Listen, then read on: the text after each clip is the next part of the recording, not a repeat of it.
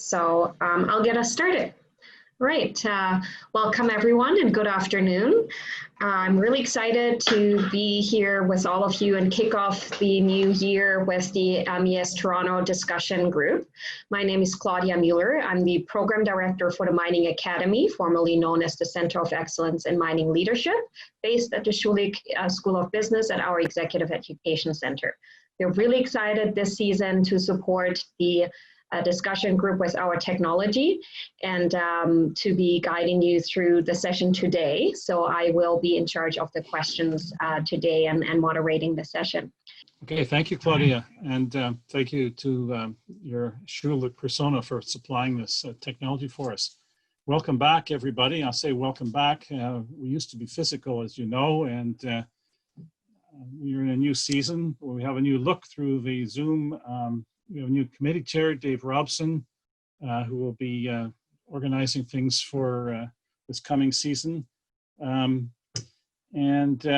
you may know, the past season got shortened unexpectedly. Like many other people had the same experience. Now we're planning to continue with our monthly meetings at the last Wednesday of each month, as we had before when we were physically meeting. The good news is that we now have extended our reach for both our attendees and our potential speakers for our Management and Economic Society discussion groups. This is the first one. We had a few minutes, a little extra time when you were in the waiting room there as we got things sorted out. And hopefully these will go more smoothly once we've seen how this stuff works and we've had a chance to drive it. It also gives us the opportunity, because of this extended reach, that we're going to be joining forces with other MES groups, and notably the Hong Kong group possibly, but the Vancouver group definitely, and the Montreal group, who will be holding sessions that will be available in the same manner. Probably not in our regular monthly thing, so there may be bonus ones for the people who are used to our last Wednesday of the month format. But stay tuned, and if you're on our mailing list, you will be receiving notices of those as well. So I don't want to take too much time away from Peter, but Peter Hall is one of our, well, probably our most consistent guest presenter. He's a popular season opener. We try to organize him to come and give us his view of the world and the mining industry in Canada from an economic point of view at the beginning of our season, which is September. And generally speaking, that's been what we've been able to do. We've had to reschedule a couple of times, and we've had some of his associates a couple of times. But we always appreciate Peter's point of view. He's got a vast experience of looking at all this stuff by his I think it was 25 years, Peter, with the EDC part of it, and longer than that in economics in general and government agencies. He advises internally on all kinds of economic input. I've observed over my limited exposure to economists that they like to model stuff and predict things, and they like to control one variable at a time. And then they like to introduce shocks to their models and see what happens when they tweak it this way or that way. And I guess all I'll say is that we've got lots of shocks and lots of variables working all at once this year. And so let's just let Peter take it over, and we'll see what he does with it all. Thanks so much, Peter. Take it away. Thank you, Dennis. It's a great pleasure every year to be able to come back, and I'm sorry for those years that I wasn't able to make it, because we've always had a great time together as a group of people. It's usually the end of the day. Everybody's a little bit weary usually from our day of work, and I've never actually found that you haven't given me your full energy inside of these meetings, and so that's very kind of you to do that, and to welcome me back every year. I'm delighted to be able to have that privilege.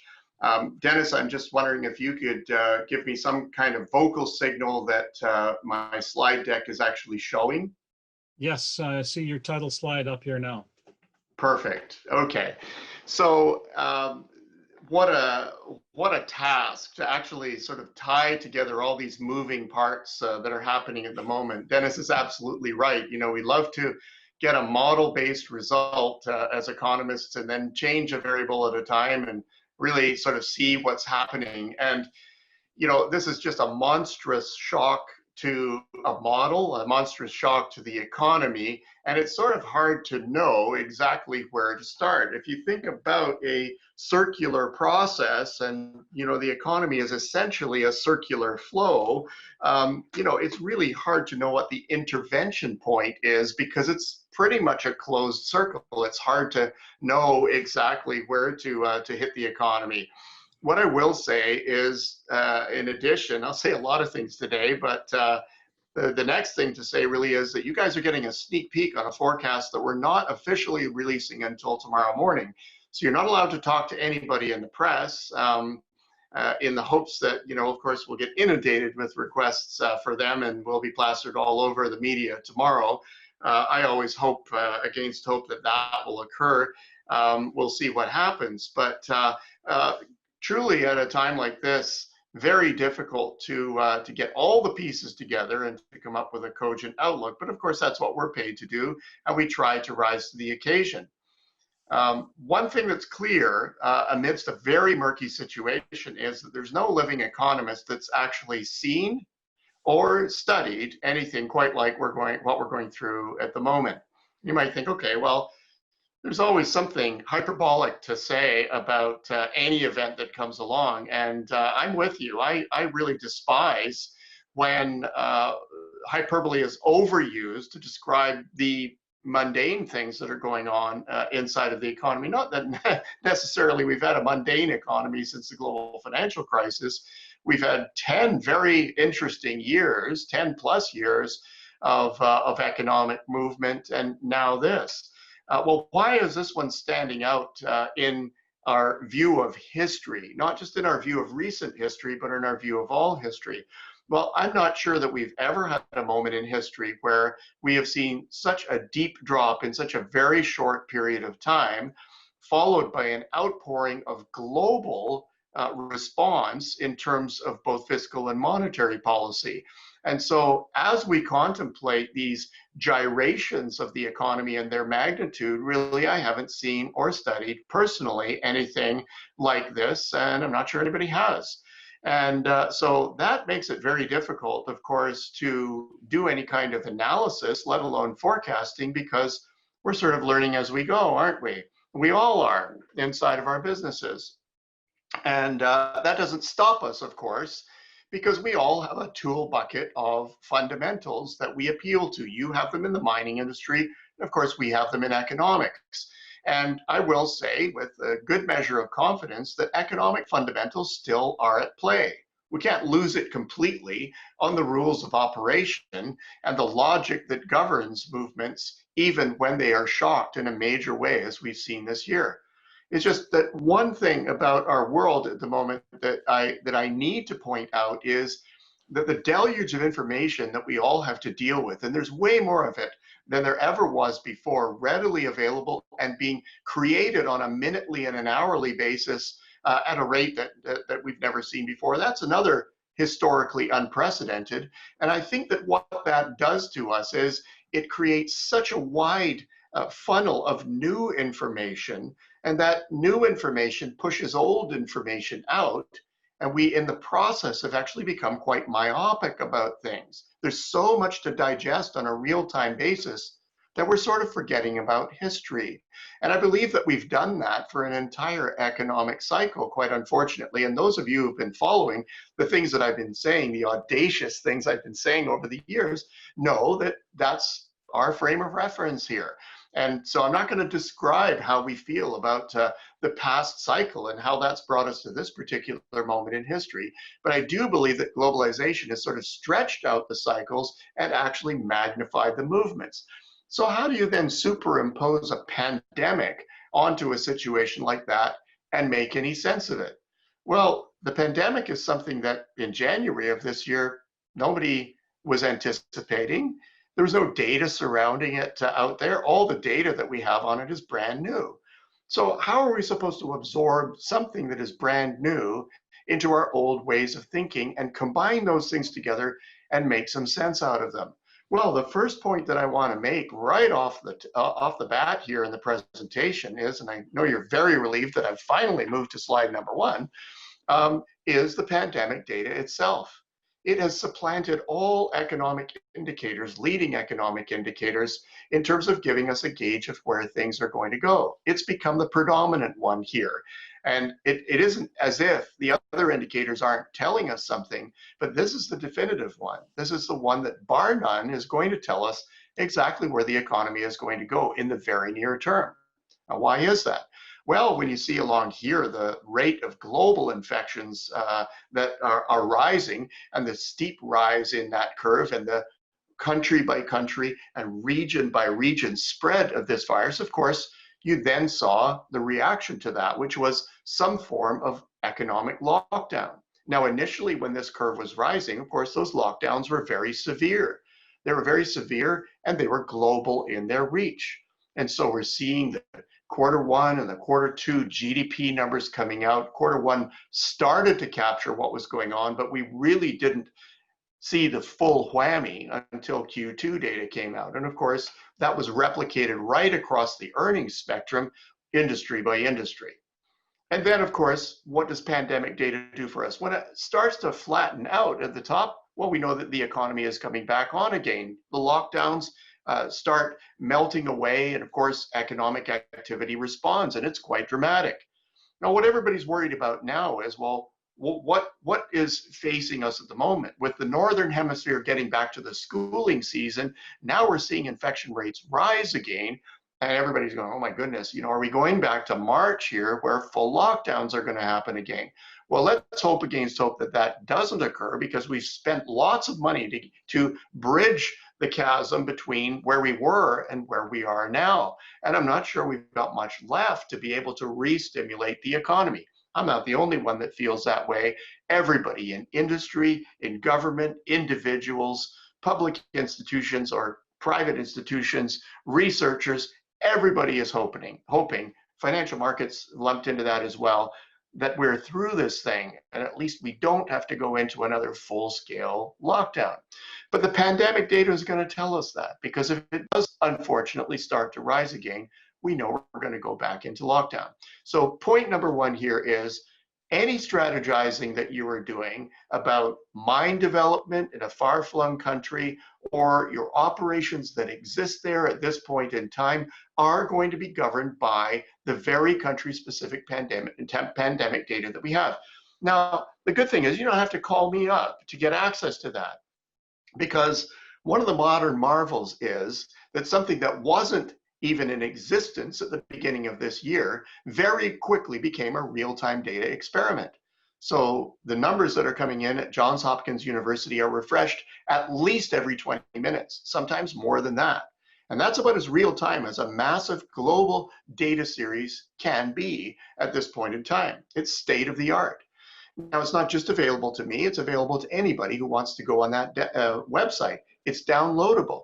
You can get it by country, you can even get it by sub-regions in fully developed economies as well. So when you're actually looking at things and wondering where your business is going to go, you can do that at a very detailed level of activity. So that's point number 1.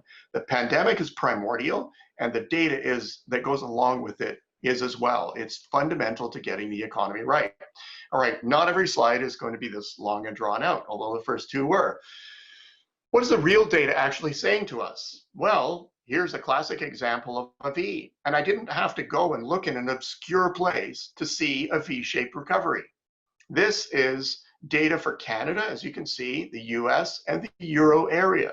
And what it's telling us is that retail sales in all 3 of those zones, which add up to roughly 50%, of global GDP, are now back to 100% of pre-COVID levels of activity. Some are beyond. And Canada seems to be doing better than the other 2. Well, What's the significance of this? First of all, retail sales are hugely important because they're a proxy for how the consumer is thinking in every economy, or at least in these economies. And if consumers are back to 100% in their thinking and in their retail spending here, that represents 60% of overall activity, GDP activity in Canada and the Euro area, and it represents 70% of American activity. Well, if we're selling into America, or if America is a large storehouse of demand for mining and mineral products around the world, then this is hugely significant in terms of how we're viewing the world. So a V-shaped recovery, 2 sharp months down. Look at the magnitudes that we're looking at here as well. You know, a 30% plus drop in Canada and a full recovery, you know, a 20% drop in each of the United States and Europe. My word, and we're back to 100%. That is remarkable by any description. So you might say, okay, well, cynics in the crowd are saying, you know, first question's coming up already. You know, Peter, thanks a lot for this, but you're missing the entire point here. You know, this is all stimulus. Well, actually, I don't believe it is. I respect the question, but hear me out on this. Prior to this, if we had had a pre-global financial crisis 2008 style bubble, which was anywhere from 5 to 7 years in the making, massive bubble, massive global bubble. If we had that this time around, then COVID-19 would have been the needle that came along and burst the bubble that already existed.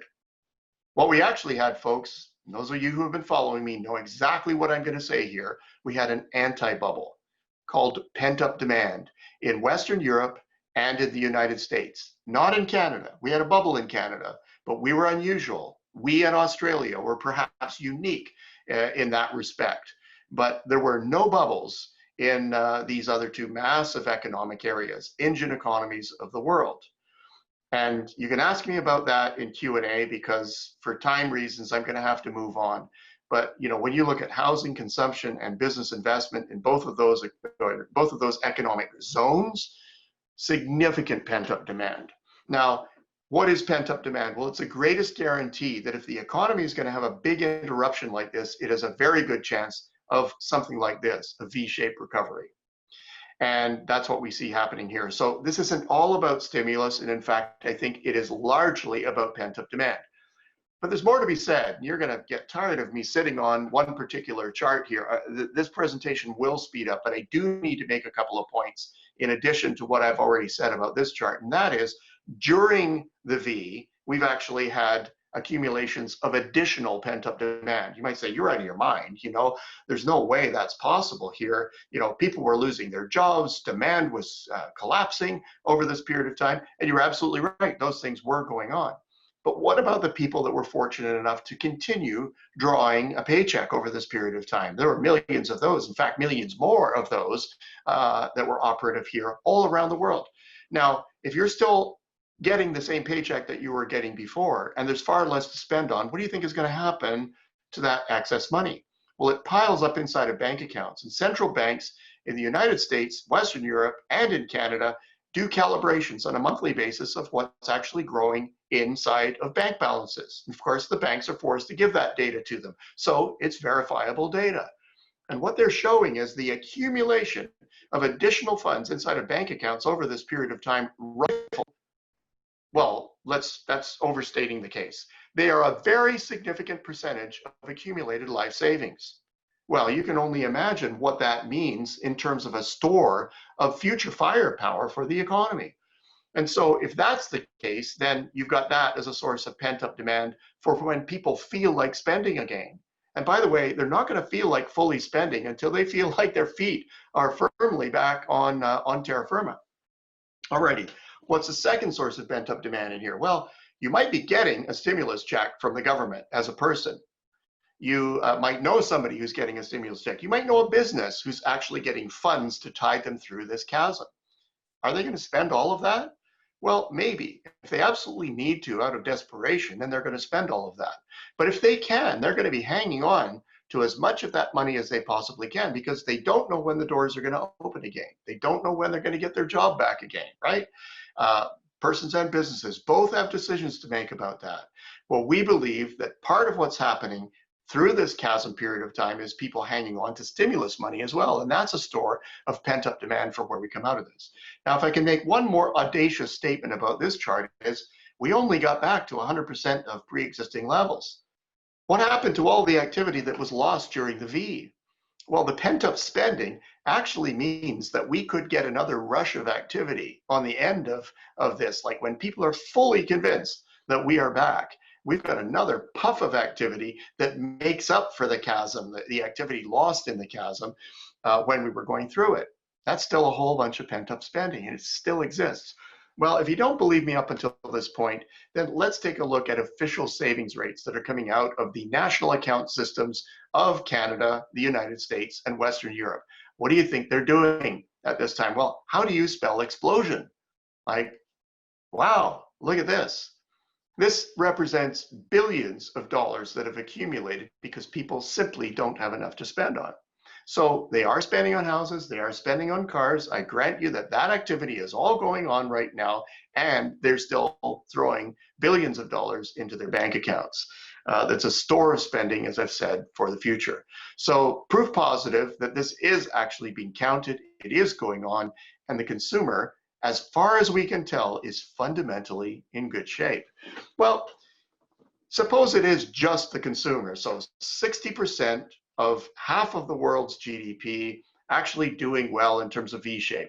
Is there anything else that's experiencing a V-shaped forecast?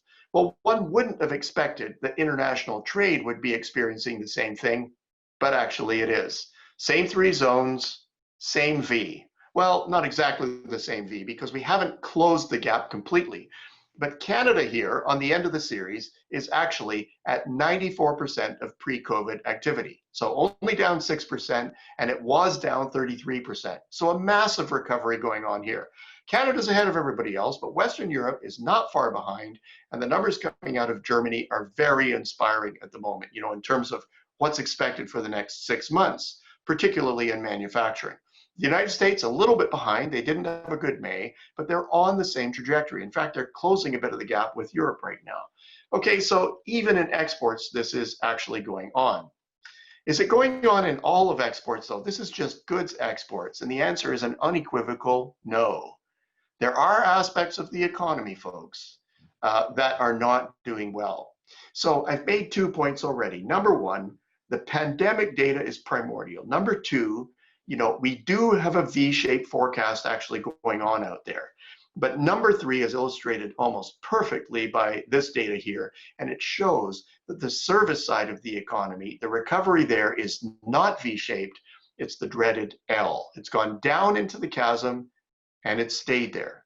Okay, so what do we mean by all of this? What is actually going on inside of the service industry? Well, tourism is down at the bottom. This is a 0 year for tourism, business tourism and personal tourism. There are other things that are in here as well. Business services are having a very hard time. What does that mean? Well, if you happen to be a software developer or a software company and you're selling internationally and you actually have to go and install a system into somebody's facility, if you have to go into all kinds of quarantine and so forth, and you're going to a dodgy country, or even if you're just afraid of travel and getting onto an airplane, you're saying no way. And a lot of them are. So you can't get services right now, trans-border services. You can't get service support. And this is probably as true in the mining sector as it is anywhere else. Because if you have mining services that you are doing, if you're doing geological services or some other kind of support for mining machinery or other aspects of running a mine or developing it, then there is a lot of trans-border worry, a fear factor that is keeping this from actually going on. Just imagine going to a place like South Africa at the moment, one of the worst pandemic affected places on the planet. Nobody's going to want to meet with you for quite a while if you're actually going there. So that just gives sort of a sense of what's going on inside of services. So a key point here is that you can have an average forecast out there of how things are going on. but it almost seems right now from all that I've shown you up until this point that you have extremes on either side of that. Well, what does that actually look like in real data? Well, here's the Canadian data for exports of goods. Now, exports of goods are back to 94% of pre-COVID levels of activity.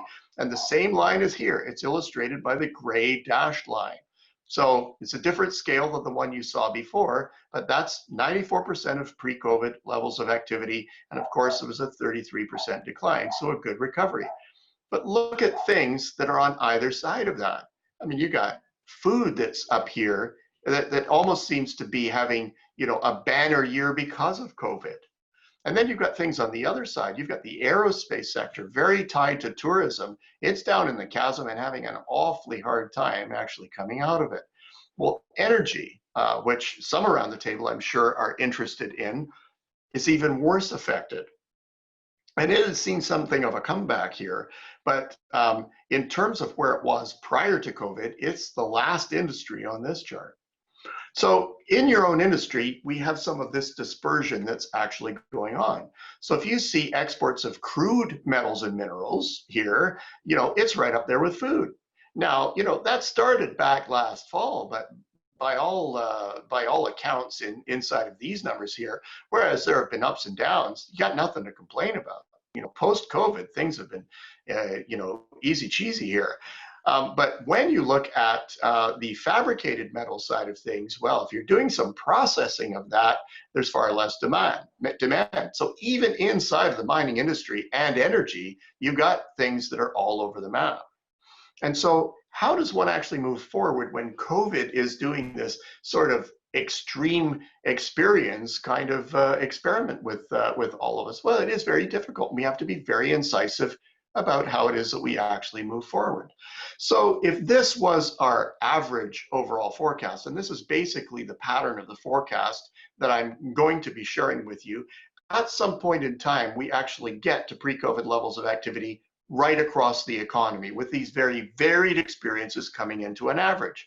And point D there is the point where we cross over. And inside of our forecast, it takes us into 2022 until we actually, in Canada here, get to that point, and many other economies are in the same predicament. The shape coming out of this is initially very sharp, going from A to B, but second wave infections slow the pace of getting back to normal from B to C, and then accumulated debts, public debts around the world, actually slow the rate of growth, so it keeps us from getting to that pre-pandemic level of activity, and then our permanent rate of growth is slower than it would otherwise have been because of the pileup of sovereign debt. Now, you may want to ask me questions about that when we get through this presentation here, but that's a key feature of the longer-term forecast. But this is the average forecast. Is it really meaningful when we get to the level of strategy? Well, no, it isn't. And that's where we get our K-shaped forecast. The upside of the K is the ones that are doing really well. And sorry, I'm sort of inundating you with alphabet soup here. I've given you a V, I've given you an L, I've given you a check mark. Now I'm giving you a K. What does this all mean? Well, the ones that are on the high side are on the upper part of the K. And of course, there's that dreaded lower part of the K. Well, who's actually there sectorally? Well, on the upper side, it's big tech, it's retail tech, telecom that has to support all of the tech that's actually going on.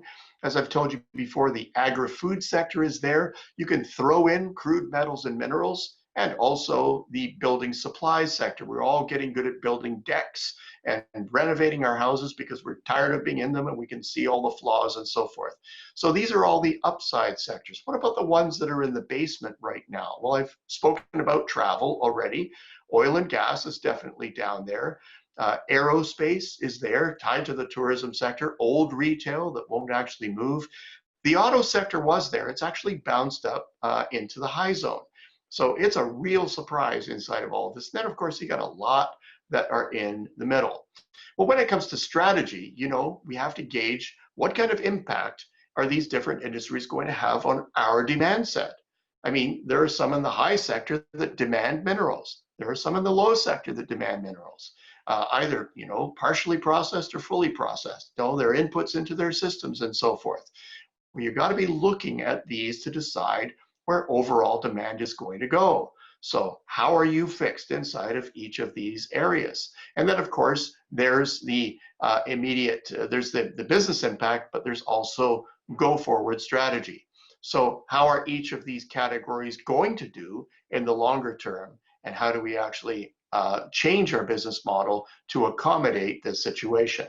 So that's how we at EDC are looking at things. Now, it's not just the sectors that are affected this way. As I've mentioned already, the K can be applied to different countries. Countries that went into this with very large debts. And if those debts happen to be denominated in foreign currency and held by foreigners, boy, they're in a lot of trouble right now, because they'll have to weather currency adjustments that might exacerbate their problems. And of course, ratings agencies that come along and say, hey, you're not in the good books anymore. You're down there in the basement. So what are the countries that are actually there? Well, oil and gas producers, tourism focused and trade dependent. How about the ones that are in the top? Well, the countries that are less indebted, maybe they have a sovereign wealth fund, maybe they have some key growth sectors there. You've got to look at all of these things. And of course, EDC is here to help when it comes to that, because my own shop is responsible for analyzing up to 200 countries every year. And we make that available to you in our Country Risk Quarterly publication, which has 7 ratings per country, multiplied by the number of countries that we're actually analyzing in a given year. So it sounds like a tome. It's actually a very user-friendly tool that's interactive, and I encourage you to go to the edc.ca website to play around with that if you're looking at particular E&P plays around the world. And there you go. It's also by age and income, probably less relevant to this group of people. That's something that's more of a concern to final sales companies in the retail sector and so forth. But that's just another freebie that I throw in there for you. Okay, moving right along.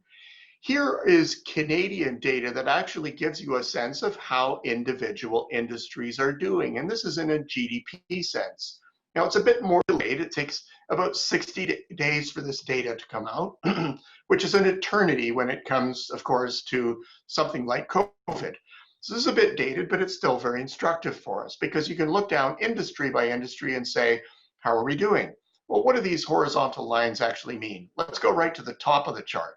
The left-hand side is the extent to which this particular industry has been affected by COVID. So at the top here, we have retailing. And we can see that at the bottom, this industry was producing at about 70% of pre-COVID levels of activity. So that's what the left side of each of these industries actually means. The right side is the extent to which it's come back as a percentage of pre-COVID production. So retailing lost about 30%, and Zoom right along here, they've gained it all back, and they're over now 100% of pre-COVID levels of activity. Next one is the finance and insurance industry. So your banker or your insurance backer right now is actually doing quite well. Not much of a hit, and they're now back over 100% of pre-COVID levels of activity. So at least your banker is doing well, and your bank account is perhaps safe here, and maybe your access to funds is safe as a result of that. Beverages is next, big hit, and now back to over 100%. There are about 6 industries that are hovering around the 100% mark. Let's go down to the bottom here. Tourism occupies the basement. Big hit for accommodation and food, some recovery, but still at about 55% of pre-pandemic levels of activity. Carnage, second last on the list. Arts and entertainment, also a very tourism-focused industry. Massive hit, not much recovery. The auto sector, down to 9% of pre-COVID levels of activity. So a 91% drop in production here in Canada, and the most improved category, which at this reading was at 73%. We just got data today that shows us they're over 80%, and in fact, close to 90% back. So the most improved category out there, and a great user of minerals. So this should be good news for final end use. What about your industry in particular inside of Canada? Well, that's why I've colored these lines yellow, because it tends toward the lower end of things here. Now, I think that the newer data that we have out has actually graduated your industry higher.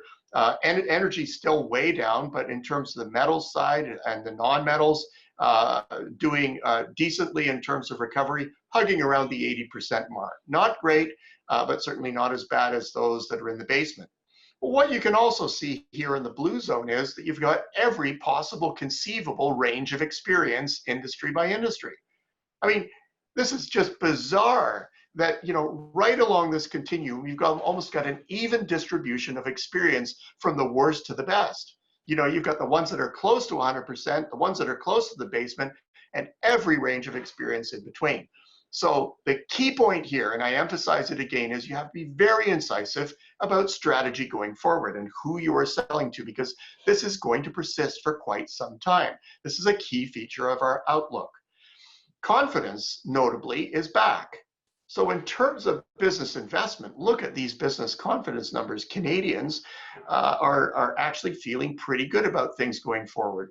But a warning here, this is the average. Some are uber confident about where things are going in the future, others not so. So again, when it comes to confidence, remember the K. Some are, some aren't, but on balance, we are back. All right. How about financial markets? Well, these are a key source of investment funds, let's say, for mining. How are they feeling about things right now?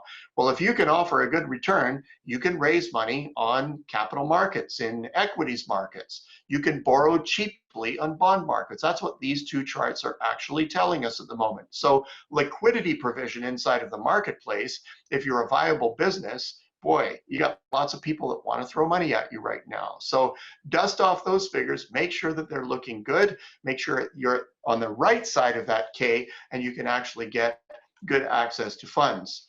Okay, we're getting down to the short strokes of this presentation right now. So a key one for you is, how are commodity prices actually doing? Well, they're not going anywhere in a hurry, in general speak here. So when it comes to the energy side of things, West Texas Intermediate is a great benchmark for that particular sector. From, you know, the mid 50s per barrel last year on average, we sunk down to negative pricing at the worst moments of the crisis, and are back up, but we expect to average just under $40 a barrel this year, creeping up to just above $40 a barrel next year. And of course, you can see Brent in there with the implied differentials. Not much movement in the differentials in either Brent or Western Canadian Select. Natural gas, sort of following the same routine. You can remember as well as I can the days not so long ago when natural gas was topping out at about $14 a TCF, now down at about $2, and not increasing by leaps and bounds as we go forward, but increasing. You know, the fundamentals are driving us that way. It's just a very modest climb. How about copper? Let's go down there. I'm going to skip over gold for the second. But copper doing reasonably well, hanging around about $6,000 per ton. And we do not expect that that's going to persist. Unfortunately, there's lots of global supply. It's going to take a while to actually bring it into throughput. Our 2022 prices are actually sinking. But for the next year or so, enjoy where prices are at. But for the moment, copper has lost its leading indicator status. Because when things come down, it will actually be a sign that the world economy is actually picking up steam as we go forward. Now, how about gold? Anybody interested in gold around the table? Well, I can't see hands going up, but I'm going to assume that that is the case. You might say, ooh, you know, you're hanging around $2,000 for 2021. We've seen it go above that, and you know, you still think it's going to be there. Well, this is not a good comment on the global economy, because when gold is riding high, it's either because somebody is foreseeing a higher probability of a financial crisis, a fiscal crisis, inflation, or even deflation setting in. Gold is good for all of those categories, but it really is riding high right now, not because of fundamentals or scarcity around the world. It's really being driven by the fear factor. And we believe that that is going to persist into 2021 and then tail off after that. It has nothing to do with the base metal spectrum, although it's following the same basic profile. Gold is in sort of a precious metals island of its own, along with the other precious metals, and everything else is doing its own thing based on fundamentals. So I hope that's helpful for you. More than happy to answer questions about that as we go forward. So what is our currency and interest rate picture looking like? Well, let's pick on currencies. First, everybody's worried about the Canadian dollar. Where's that going to go? During the pandemic, people said, oh, expect 60 cents because we know that commodity prices are swooning. And there were others that were saying, no, Canada's in a better fiscal position than most other people, so maybe we'll attract capital because the future tax liability isn't going to be as high. Then we started spending our brains out. You know, maybe those people would have started weighing against the Canadian dollar. So why do we have such a boring flat forecast with all of that stuff going on? Well, initially I wouldn't have called for this, but our experience thus far is the Canadian dollar is maybe volatile, but pretty rigid around these averages. So what on earth is going on? We're a commodity currency. If commodities take a hit, the currency always does as well. So why are we seeing these non-movements in the Canadian currency? Well, it's because everybody else is depreciating at the same time. I mean, the US is taking a hit around the world in terms of the confidence that folk have in it because of their rising indebtedness, because of the political mayhem, the worries about how the election is going to turn out, and a number of other things, deglobalization being one of them as well, or the threat of it.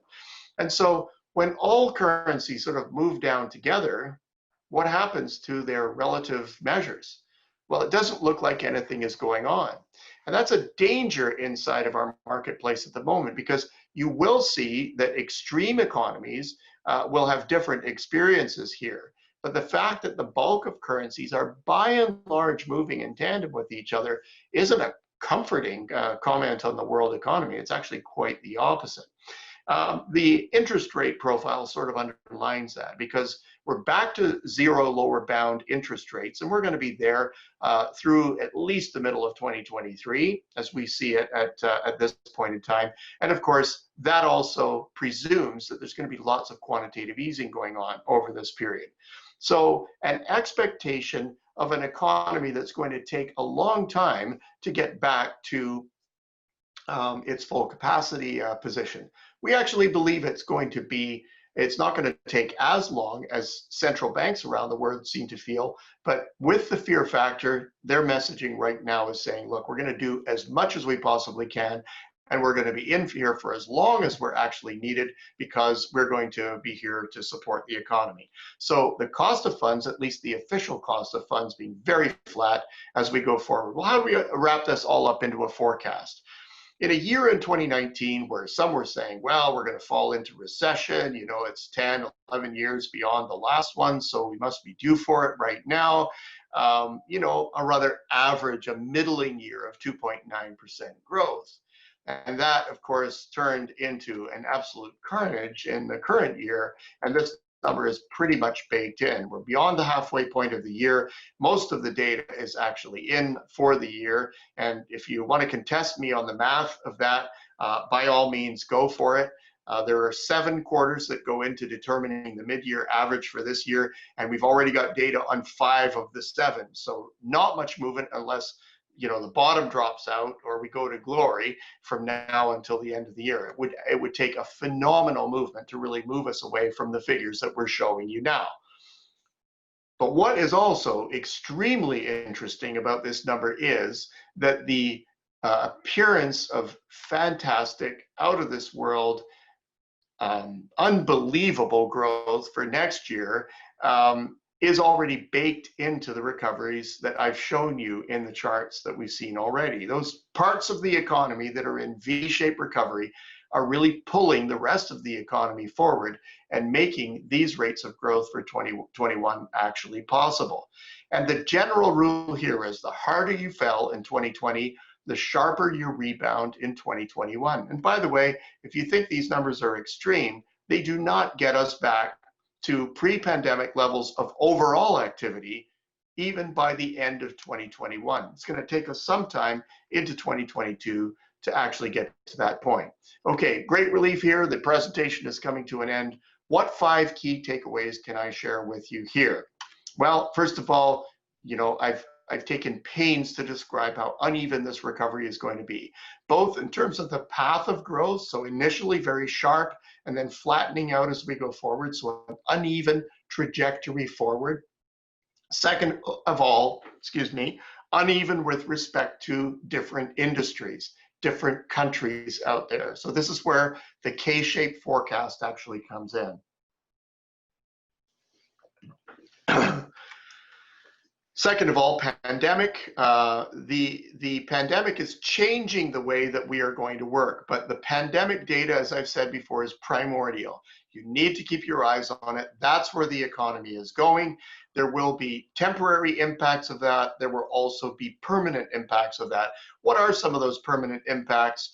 Well, business is talking about changing their supply chains. It's not something they're going to be able to do instantly, but they are changing their business models. They're talking about reshoring, nearshoring, and globalization. What does that all mean? Well, they're saying, look, basically, if we're selling into Western Europe, we want to design our supply chain sort of in the Western European zone. If it's North America, same deal. If it's Asia, well, we'll do the same there. We'll design our supply chain there. Pandemics, tsunamis, all kinds of different economic disturbances, the threats of, trade barriers and so forth, and the end of globalization. Look, we just can't do this anymore. We've got to regionalize what we do to minimize our supply chain risk. And so the locuses of business activity are likely to change somewhat. I don't believe the change is going to be fulsome, but I believe there's going to be a significant move there. Now, a related point is that a lot more activity is going to be virtual. There's going to be a lot more mechanization that happens. Nobody needs to teach the mining industry about mechanization. When people can sit in an office tower and run mining equipment hundreds of miles away with a joystick on their desks, which I believe is actually happening in some cases, maybe in a lot more cases than I actually know, well, that's a different kind of world. It's far less labor intensive, far more capital intensive, and much more intelligence intensive as well. And that's sort of the way the economy was going. The point about the post-pandemic economy is it's jolting everybody into a great leap forward with respect to the leveraging of technology that exists right now. So a key point, not just for the mining industry, but for all industries. Of course, we're all going to be operating more virtually as well. We're going to have to get used to doing things like this. And of course, there are great productivity gains that have come out of this as well that businesses are not going to want to let go of in the longer term. So expect more of this kind of activity to occur. And then finally, the costs, capacity constraints, and of course behavior mean that it's not all going to go away. We are going to be getting back onto airplanes, going to business conferences, trying to sell mining equipment or services or properties on the floors of trade shows around the world. Yes, PDAC, Mining Indaba, these kinds of events around the world are going to resume. In spite of the fact that PDAC was the place where Ontario had its first COVID case. Oh my goodness, I was there. You guys probably were as well. And nobody wanted to be around me for the next little while as a result of that. See what sacrifices I make for the mining industry. And we all do, of course, because it's a key one here in Canada. Anyway, enough of the attempt at bad humor here. I've come to the end of my presentation. I hope you have found these points useful. And I hope that, as usual, we can get into a rousing conversation about some of these things, because our views are not traditional views. They're not ones that everybody is saying out there, especially when it comes to pent-up demand inside of the economy. I'm very gratified, though, to see that there are some V-shaped things that are happening out there, because that's what we said was going to happen at the beginning of this debacle, and we're feeling very vindicated by that thus far. Nobody's welcoming accolades at this point in time, because the last chapter is nowhere near being written on this thing. We're going to have to tough our way through it. But I wish you all the very best. Thank you for being here. And let's get into a good conversation now. Oh, by the way, before I finish talking here, we got a lot of free stuff on our website that might be useful to you. And the first one on our list here, Country Risk Quarterly, I mentioned that to you.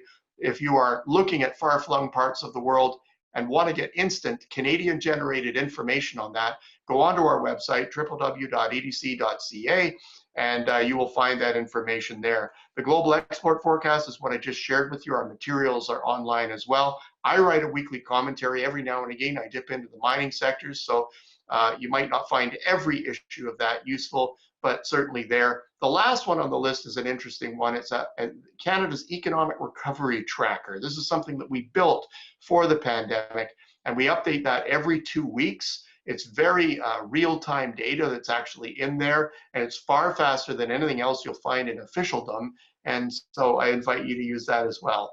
But I'm officially done now. So Dennis, let me pass the floor back to you. Thanks so much. Thanks, Peter. I'm going to take over.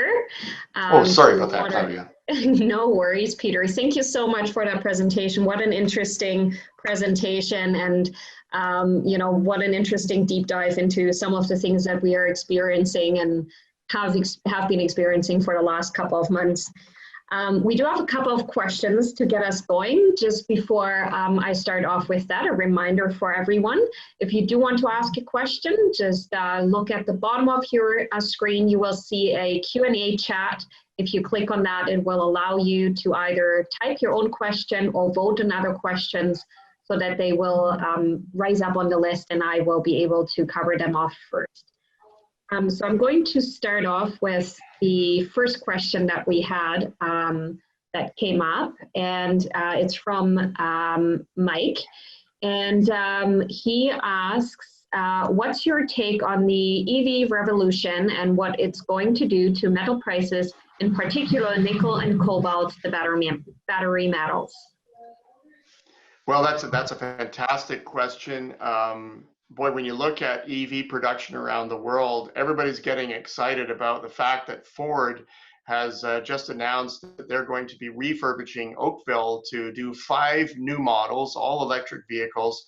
And this is huge for Canada, you know, to attract this kind of activity. Well, it might be huge for Canada, but when you look at and I'm really excited about this, so I'm not gonna diss this at this point, but you know, it's sort of a drop in the bucket compared to what China is doing right now, because you know they're like, in terms of overall volumes, like nobody can touch them in terms of the massive amount of activity that is happening over there. It doesn't get talked about a whole lot, but the efforts that they're putting into this are already fueling price increases for the metals mentioned, and I don't see any end to that. Now, you know, in addition to the actual production of EVs and requirements that will likely be forthcoming on what we all need to do in terms of EV purchases right now, you know, we have technical development that is going to occur there as well. So Elon Musk is pushing very heavily on that at the moment, but there's this huge race for the next breakthrough in battery technology.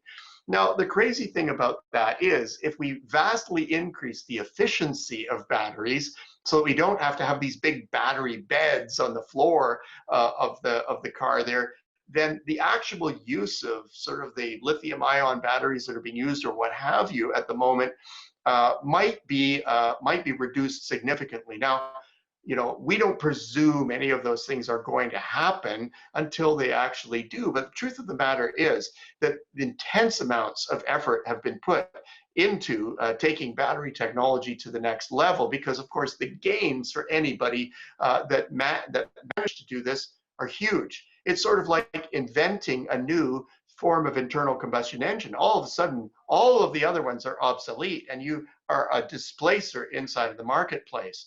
So when I, as an economist, see a market condition like this that says, man, if you could become a billionaire overnight by developing a process for a new battery that doesn't have, you know, 600 pounds of stuff underneath your car, but it's reduced to a much smaller box, everybody's going to go to that particular technology. You're going to become fabulously wealthy. Okay, time to get poor for a little while and go into the garage and invent this thing.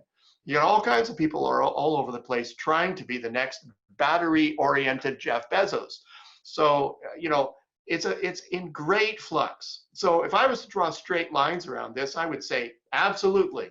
You know, all things being equal, if technology doesn't change, yes, my price forecast for these metals would be going through the roof at this point in time in about 5 years hence.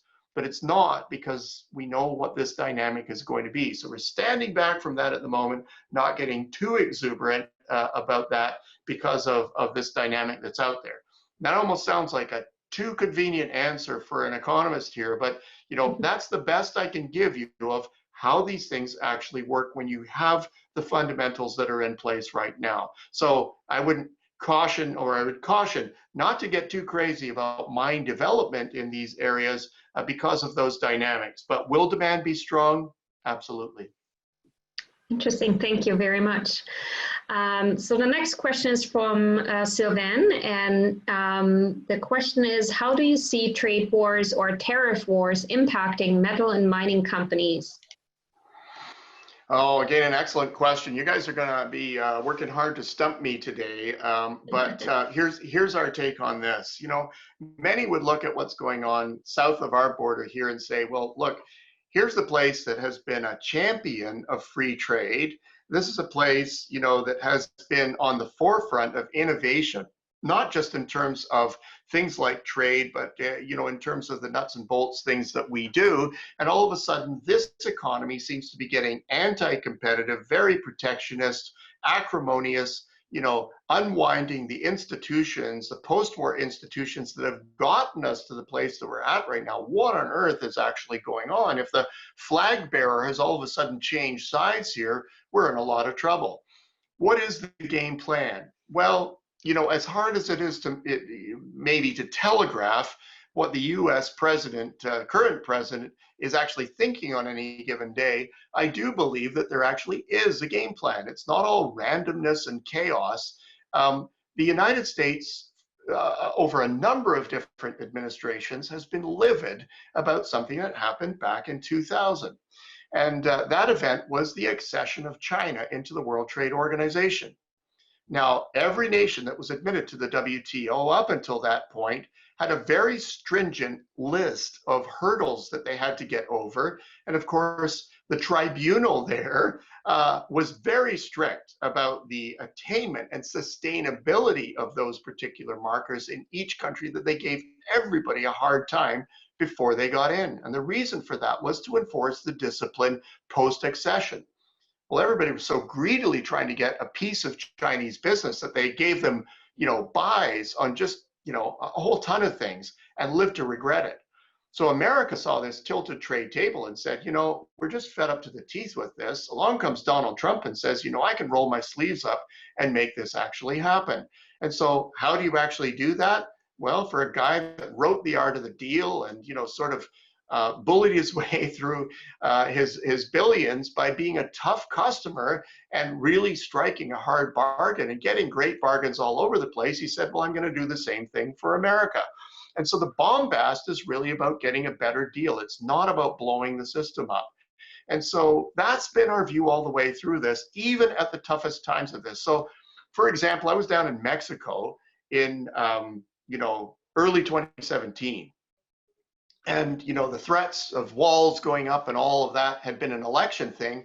Now the guy was in office and he was, you know, increasing the bombast. And I was down there, made 4 presentations in 4 different cities. And I said, look, you know, he's not going to tear up the free trade agreement. It's too valuable to him. Made all my, you know, points about that. Got to the end of the week and, you know, what did he do? Well, you know, the border adjustment tax was imposed. And I went, oh my goodness, I've just told all of these Mexican people and Canadians that had invested down in Mexico that this wasn't going to happen. So I thought my job was on the line, you know, until at the end of the same day, the whole thing, that was torn up. You know, why? Well, it's because Americans have to pay for it, of course. You know, that sinks in. And, you know, how come you didn't wake up with that thought in your mind? Well, whatever, but it was gone. So I was vindicated by that flip-flop in a day. Now, it doesn't make people feel good that you have that kind of back and forth, but really this is about what's good for America, and what's good for America is free trade. So that's what I see inside of all of this. So that's why at this point, I'm not really bothering to figure out all of the mechanics about what the end of globalization would really mean for mining and for Canada in general, because I don't really think it's going to happen. Interesting, thank you. That was a great answer. All right, we're going to shift gears a little bit. I have 2 questions that are a little bit more looking at, I guess, you know, us as in consumers and the population as a broader group. So one question I actually have comes from Dennis. So Dennis asks if we can know if the savings explosion that you earlier on referred to is new money or just liquidation of assets that people are de-risking as part of their portfolios?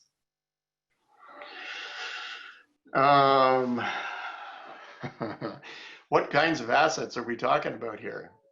Can you help me out, Dennis?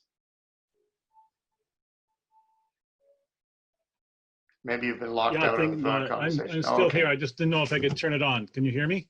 Yeah. Yep, loud and clear. Okay.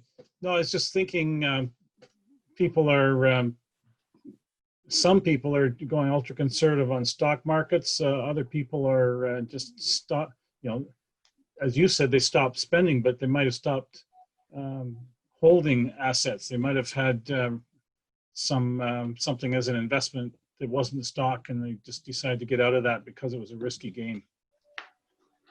Okay, great question, Dennis. I would, have to respectfully say that the net wealth data that we can see does not corroborate that that's actually going on. I think that this all happened so quickly and stock markets plunged so quickly that people didn't have time to get out. And while they were licking their wounds, of course, there was this phenomenal rebound in stock markets, and they sort of thought to themselves, okay, well, the herd mentality now goes the other way. I'm going to pile into a very good news story. And I think that's what's kept markets buoyant. They overdid it on the tech side of things, so there's a bit of a correction that happened there, but the markets are still quite buoyant. And so there really there hasn't been that sob story that would cause a liquidation there.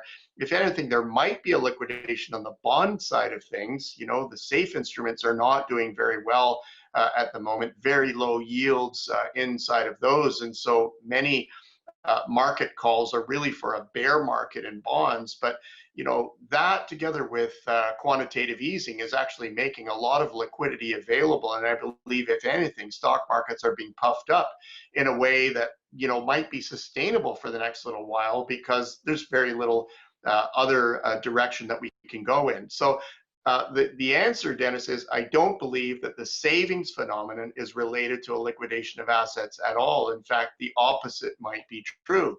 That those assets are actually going up and the savings are happening notwithstanding. Now, it is interesting that they're not taking those increased savings and necessarily putting them into investment instruments. The fact is they would still be counted as savings, and the usage of those savings, how people are parking them, is really up to them. Now, what we do know is that even though bank accounts are yielding very little at the moment, the central bank data are showing that there's a substantial increase in bank balance holdings. And I think that's primarily because if people have less to spend on and they're used to sort of managing their monthly flows, well, their bank accounts have gone up, whether they meant them to or not, because their paychecks are still being direct deposited into them. They just don't have enough to do with that money. So sadly, I think they probably haven't figured out what to do with these accumulated balances, or they just want to leave them around for a rainy day. But that's how I see that. It is true money. It's not artificial, not coming, well, I mean, it's artificial in the sense that it might be coming from stimulus, but it's not artificial in the sense that it's coming from liquidated holdings and everything, from any of the data that we can see right now. It's a great question, but that's my answer to it. I think the answer is really no. Okay, thank you. Another question that is more focused on taxpayers. So how will the taxpayer money going to COVID support or going to COVID to support individuals and businesses affect sovereign debt, and how will debt, and how will that impinge on our long-term finances? Boy, that's one of the more somber questions that that one could ask at this point, and it's an extremely good one, because everybody is focused on getting through this situation, bridging the chasm, keeping everybody whole. And in order to do that, well, that has been extremely expensive. So let's just try to put it in context. When Europe came together and the Maastricht deal was struck, there were two means that they used to make sure that no country would actually be a fiscal degenerate, because that would really cause fragmentation in the zone. So those two measures of sustainability were, number one, your debt to GDP ratio has to be 60%, or you have to be converging to 60%. And the second stipulation was that you could not run a deficit to GDP ratio greater than 3%. Okay, what's the difference between debt and deficit? Well, the debt is simply the accumulated deficits over time. So add all of those deficits up together and you essentially get the debt, and then you compare it to your overall GDP. So the deficit is a 1-year miss on the budget. The debt is the accumulation of many years of budget deficits. All right, so those two measures are really the measuring stick for sustainability. So back in 2007, the US debt to GDP ratio was somewhere between 60 and 65%. Post-global financial crisis, it zoomed up to 105. So that was a shocker.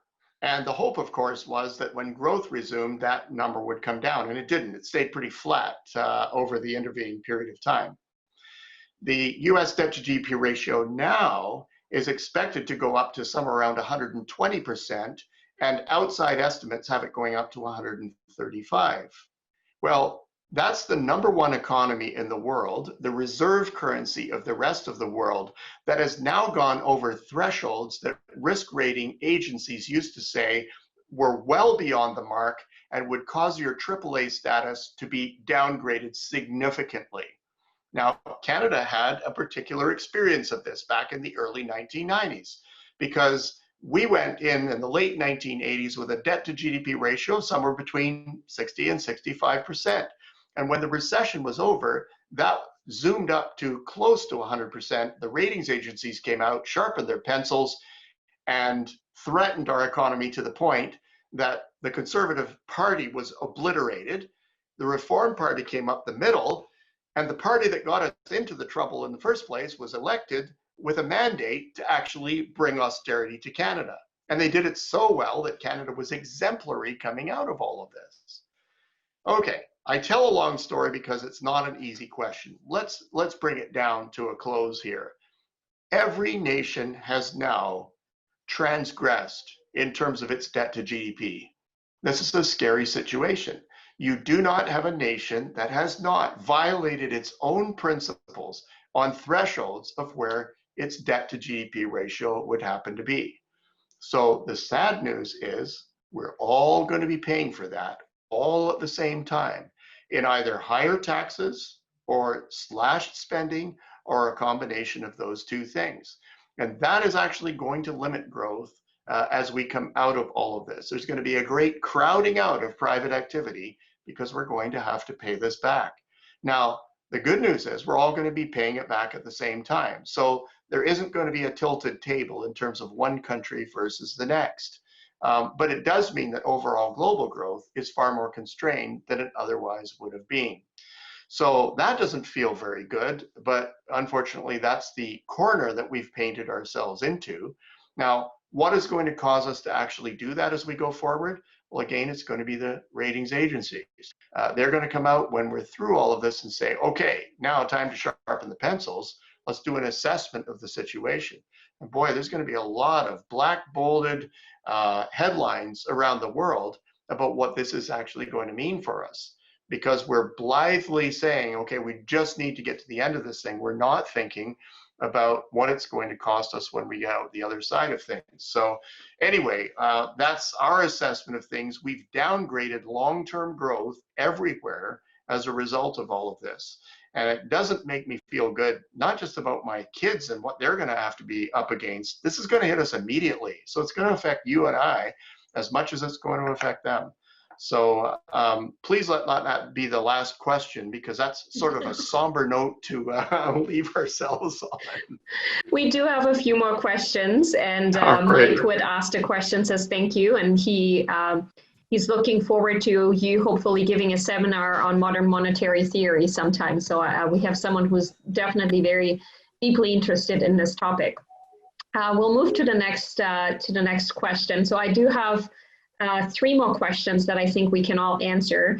And one of them is about kind of where we're currently at in this pandemic. And then we have some more that are about the recovery or a second wave potentially. So we'll go in the timeline with that. Okay. Sorry, go ahead. Sorry, go ahead, please. So we do have a number one question that has been voted on a couple of times. So we'll start with this one.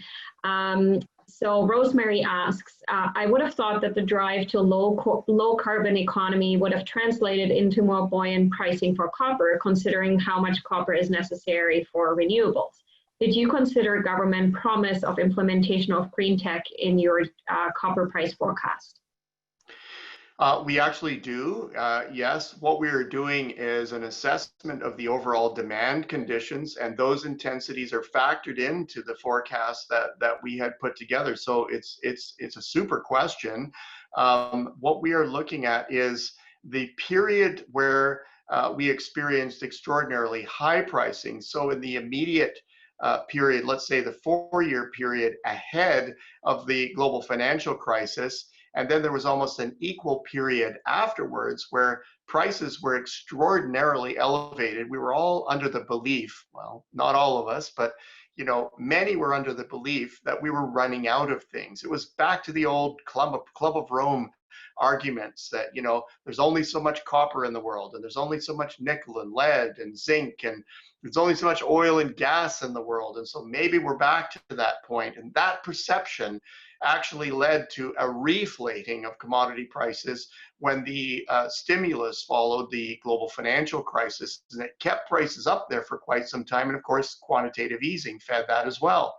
And we said that when the first round of quantitative easing was dialed down, and that happened in mid-2014, that commodity prices would come down with it. Bang on. I wish I had shorted markets to that particular moment, because I might not be here. I might be on some beach sipping exotic drinks somewhere. But the forecast call was bang on with respect to that.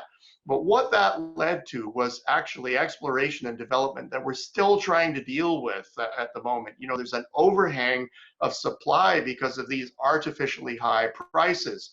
And so we do have the throughput that's available to us to accommodate what's going on in the clean tech sector. And of course, we'll be inhibited there by the capacity on the clean tech side of things. So I'm not one of those that believes that energy, the pandemic has made, fossil fuels dead and gone forever.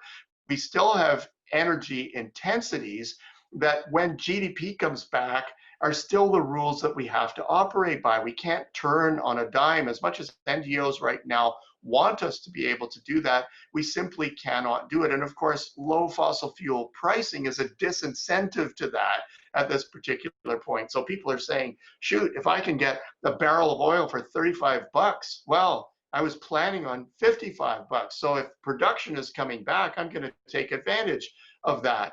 And okay, targets are what they are, but you can't presume that people around the margin are not going to take advantage of these low prices. So, it will work itself out as we go forward, but we're trying to take all of these realities, crunch them together in a forecast and say, okay, here is now our best estimate of where prices are going to go based on all of that stuff. So an excellent question. Thank you for that one.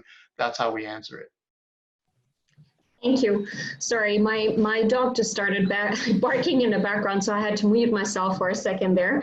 I've got a dog that does exactly the same, Claudia. Thank you. That makes me feel better. I guess most of us probably have some sort of animal around us that is making our days more interesting at the moment. Exactly. All right, we'll move into looking a little bit more at the future. So the next question is from Ian, and he wants to know what the impact of a possible second wave might be on the Canadian economy. Well, we've done a downside scenario on that very thing, Ian, and we are concerned about that. And so we had the team vote on that downside scenario. By the way, this isn't just something that we do for a hobby. Every financial institution, because of IFRS 9 criteria, actually has to do, a base case forecast that's model driven, and then upside and downside forecasts. And our risk management office and our finance department actually have to approve these things. So there are 3 of us at a senior level that have to fully approve this. So I'm the 3rd one in that triumvirate. And so these have to be officially blessed scenarios. So we put a lot of effort into generating them. And what we have as our downside scenario is a fairly severe reinfection rate that takes levels of output almost back to where they were in the trough of the first outbreak, and then a quick recovery from there, of course, because we still believe in this pent-up demand situation. So we've actually run that, and we've run a 25% probability through that. I didn't personally believe it was going to be that high, the probability, but there you go. This is a consensus vote, and we come up with something like that. So that's not just a non-zero probability, that's quite a significant probability of the downside. Really, this all comes down to the degree to which we govern a second wave outbreak well, and the degree to which the rest of the world governs it well. We're not in an island here in Canada. 64% of our GDP is trade. Now, you know, I already told you that 60% is consumption, so we've now got more than GDP. Remember that trade intensity is measured by exports plus imports as a share of GDP. So there's a bit of double counting that's going on there, but it's to give a sense of the intensity. And by the way, that's a generally accepted measure. Well, when you're that trade dependent, you know, the rest of the world's COVID experience really matters to you. And so here we are in quite a vulnerable situation. And yes, those downside numbers are quite ugly. What they would do to us then would be, we would not just have a negative in 2020, but we would have another negative in 2021 before we saw very sharp positives in 2022 and 2023 to pull us out of all of this. So that's a pretty severe downside scenario requiring a phenomenal amount of additional fiscal stimulus, which, as I've already said, we can't really afford. And that's a much different scenario to the base case forecast that we actually see. But at this point in time, you know, we do expect that a 25% likelihood of that situation is there.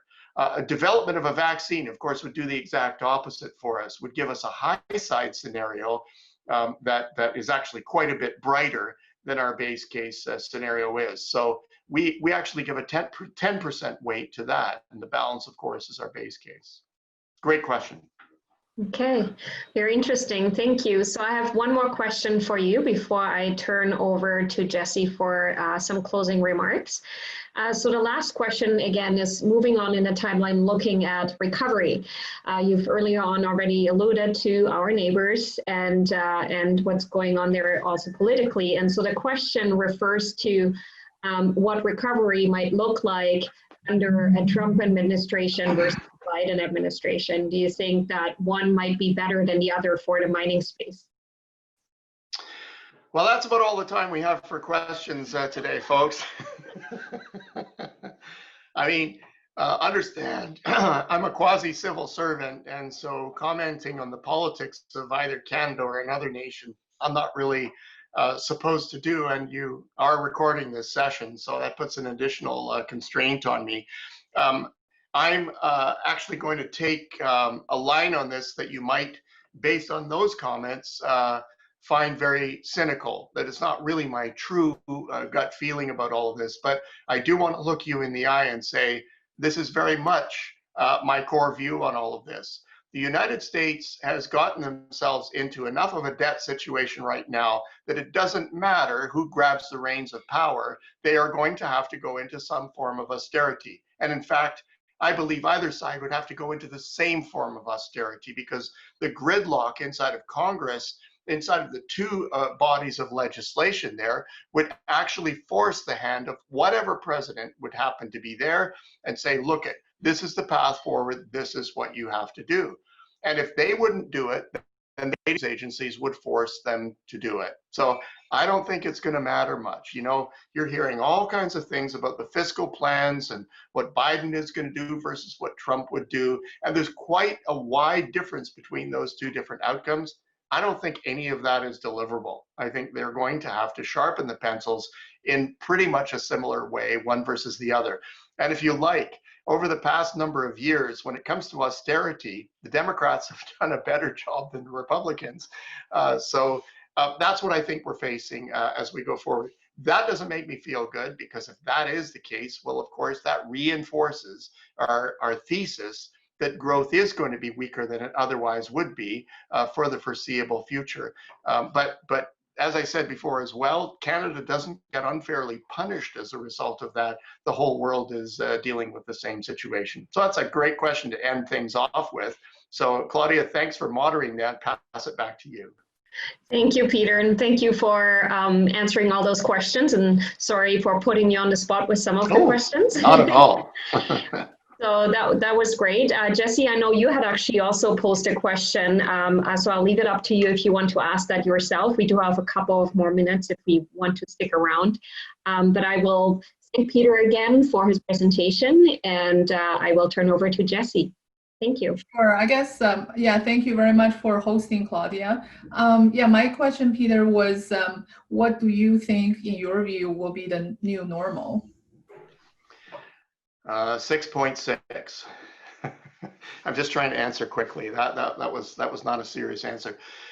You know, I really believe in the pent-up demand argument. I just think it's the thing that nobody is keeping their eyes on. So if there's something that's going to offset the austerity, it's the fact that we never really recovered to begin with. And so the new normal is sort of very like the old normal as far as I'm concerned. You have competing elements that are actually going to keep us at what was really a substandard rate of growth in the entire global financial crisis, post-global financial crisis period of time. And so I don't think anything has really materially changed once we get out of this. And that's sort of a very bland story to tell. I wish, you know, I had something more inspiring to say, but certainly that's where things are at. Now, the good news is that that kind of activity is not setting us up for an imminent recession. You know, if we're still at sort of substandard levels of activity, then the good news is that, you know, there's not much that we can trip up over other than something like a pandemic or a natural disaster event. And typically we recover from them much more quickly than we do from a standard recession. So there we are. That's my 2 cents on that. Well, thank you for the optimism. That's actually really encouraging news. I really like that answer.